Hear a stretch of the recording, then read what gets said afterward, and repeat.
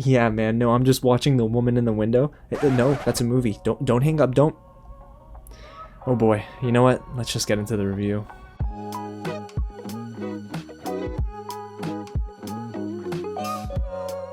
What's going on, you guys? James here with another real review, and today we're diving into The Woman in the Window, a new thriller debuting this Friday on Netflix. It's directed by Wright and stars Amy Adams, Gary Oldman, and Anthony Mackie. This is a film that has been in development, HE double hockey sticks, for a while, and that's because in 2019 it was delayed due to some re-edits that were issued after test screenings, and when Disney bought 20th Century Fox, they said, you know what guys, we're just going to sell the distribution rights to Netflix. So it has been going through the ringer, but hey, it is finally here. It's based on a 2018 novel by H.A. Finn, so for any of my book readers, guys, get loud in the comments below and let me know what you think of the movie compared to the actual adaptation. And if you don't know much about the film, guys, it surrounds this character, Dr. Anna Fox. She's an agoraphobic woman living in New York in her apartment alone when she does witness a certain act of violence across the street with her neighbors. I'm not saying much more than that. It's a spoiler-free review, guys. And hey, I learned what agoraphobia meant actually after watching this film. It's a fear, an irrational fear of going outside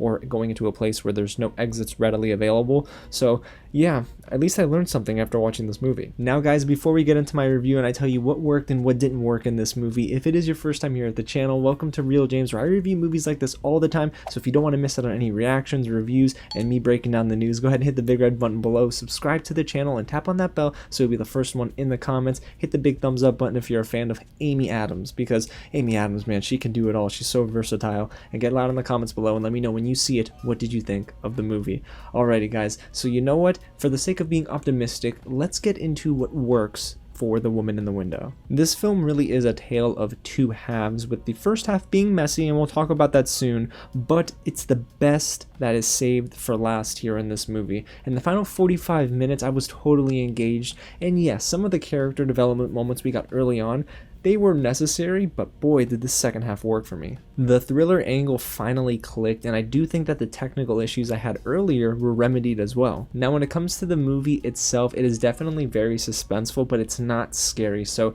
there are times where I think that they might have took out some jump scares and just instead added some, I don't know, weird sound effect, because you could tell some of the edits were pretty obvious in the first half of the movie, but this movie is not scary. It is the mystery, however, that kept me hooked. And kudos really does go to our cast here, who actually conveyed the central focus of the film overall, which is a study of one woman's mind and her mental state. Even though this movie is really centered around Amy Adams, I feel like the supporting cast was able to elevate the story in a way that helped me understand Dr. Anna Fox as a character. Everyone had pretty good chemistry with one another too, and while I didn't always love the direction by Wright, I did feel like it got better with time. So speaking of the cast, guys, we need to get into this stacked list of actors and actresses. I mean, this is one of the better ensembles that I've seen this year. And I mean, sure, we're going to get a lot more ensemble cast as the year goes on, but boy, the names here are just popping off the screen. Julianne Moore, Gary Oldman, Anthony Mackie, Amy Adams, and even Brian Tyree Henry.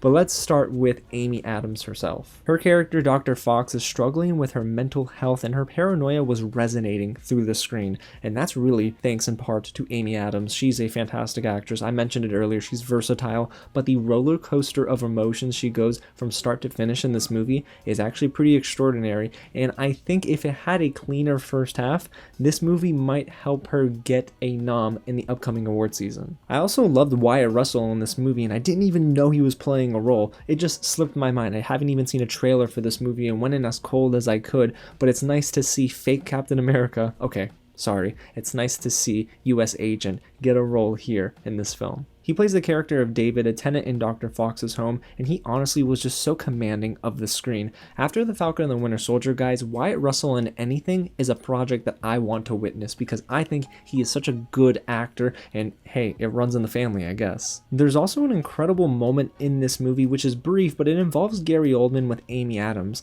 and these two actors are just incredible. And Gary Oldman, even though he's not in the movie a whole lot, when he is in the film, and especially during this scene, I had my breath taken away. It was intimidating, it was suspenseful, and it just worked and played to the strengths of this movie. I also love the fact that we had one of my favorite working actors today, Brian Tyree Henry, having a role in this movie. He plays one of the detectives, I believe his name is Little, and oh my goodness, his chemistry and his relationship with Amy Adams in this film was so good. It was very believable, and I loved his soft approach, because in most thrillers that we see like this, the detectives are always hard-nosed, right? But Brian Tyree Henry brings a certain compassionate feel to this movie. There's an angle with this character that I actually really love that they dove into in the second half of the film. And I know you probably are all wondering about Anthony Mackie, the man himself, but I hate to say it, he's hardly in this movie. Now, I won't tell you why, and I won't explain it, but let's just say we hear more of his voice than we do see of him in this film. It was a little disappointing, to be honest, and I really wish that we got more of him, because he deserves all the screen time in the world. He's a fantastic actor, as we know, and I think that him and Amy Adams together would have been a force. And last but not least, there's Fred Hetchinger, who plays Ethan, a very odd teenager that crosses paths with Dr. Fox. Without spoiling anything again, I will say that his scenes were incredibly uneasy, and they made me feel so weird. I don't know, there was something about his character, and I thought to myself, this teenager needs a little bit of help. But he absolutely nails it, just like the rest of this ensemble cast, and most of them come together in one dining room sequence that was my favorite of the movie, just because it really shows Dr. Fox reaching a boiling point. And I think that this film, when it does focus more on Dr. Fox and her mental state rather than the, I guess, more mysterious side of the plot, it works a lot better for me. Alrighty y'all, so those were the positives, but we do have to get into what doesn't work too well with the woman in the window. And at the top of the list, guys, is really that awful first half. I know I mentioned it before, but the first hour of this movie exposes everything that I absolutely did not like in the woman in the window. The editing here overall is just bad. I mean, there's no other word to use, because it feels as if this film is spliced together to eliminate any tension rather than build it. We had these weird time jumps throughout the film that didn't feel like they were really flowing through with the narrative. I understand the movie is saying one thing, but the editing was telling me something completely different.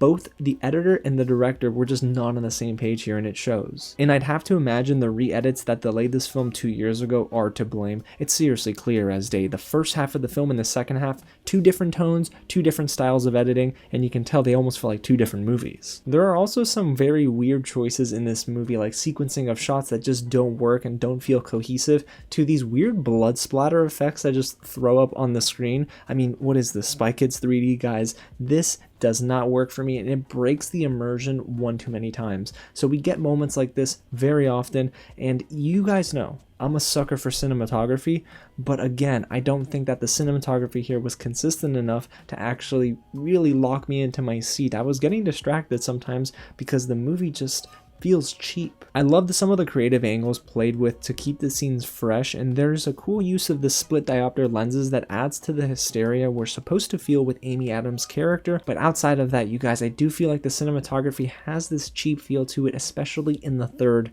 act. I have to say, guys, this movie, for as good as that second half is, there are still some moments that I thought, oh no, they haven't learned from the first hour of their mistakes. I was also bothered by the score here. In some of the best thrillers that I've ever seen, the composition can either help or hurt the movie. There's really no in between, because it is sometimes so apparent in this film specifically that the score is overbearing and it just doesn't allow scenes to breathe in otherwise moments that should have felt very intense. I do think that silence would have aided this movie in several scenes. When Amy Adams is literally staring out of the window, I don't need to hear the score ramp up and swell. Instead, let that scene play out. I want to be able to get spooked by little creaks in the floor, but instead we have to hear pianos and instruments just kind of blaring through the speakers, and it doesn't work for me. Okay, I know it sounds like I'm harping on this movie, but overall, guys, if you can stick with this film through a messy first half with boring conversations and lots of technical hiccups, I think you'll find that The Woman in the Window is a